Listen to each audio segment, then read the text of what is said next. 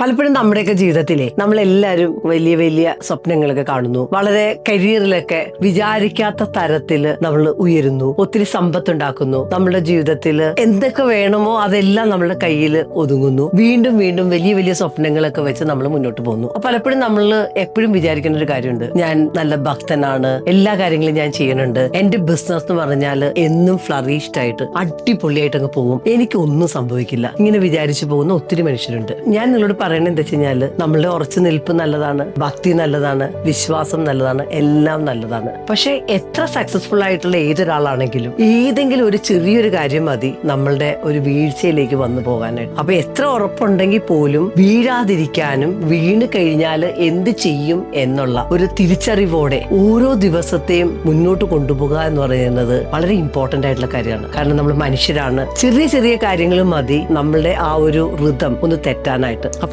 ഇവയൊക്കെ സംഭവിച്ചാലും എങ്ങനെ എന്റെ ലൈഫിനെ ഈ ഒരു പ്രതിസന്ധി ഘട്ടം വന്നാലും എനിക്ക് എങ്ങനെ മുന്നോട്ട് കൊണ്ടുപോകാൻ പറ്റും എന്ന് ചിന്തിച്ചിട്ട് പ്രവർത്തിക്കാനായിട്ടുള്ള ഒരു ശക്തിയുള്ളവർക്ക്, ഒരു പ്ലാൻ ഉള്ളവർക്ക്, അതിനു വേണ്ടിയിട്ട് അവരുടെ ഒരു എമർജൻസി ഫണ്ടൊക്കെ ഉണ്ടാക്കി വെച്ചിട്ട് ആ ഒരു ക്ഷാമകാലം അല്ലെങ്കിൽ ഒരു ആപത്ത് കാലം വന്നാലും എനിക്ക് നേരിടാനായിട്ട് ഞാൻ സജ്ജമാണ് എന്ന് ഉറപ്പിച്ചു പോണവന്റെ കൂടെയാണ് ദൈവം പോലും കൂടെ ഉണ്ടാവുള്ളൂ. അപ്പൊ വീഴാതിരിക്കാൻ എപ്പോഴും മുൻകരുതൽ എടുക്കുക എന്ന് പറഞ്ഞാൽ ഏതൊരു മനുഷ്യന്റെയും അവകാശമാണ്, ഡ്യൂട്ടിയാണ്. മറക്കാതിരിക്കുക.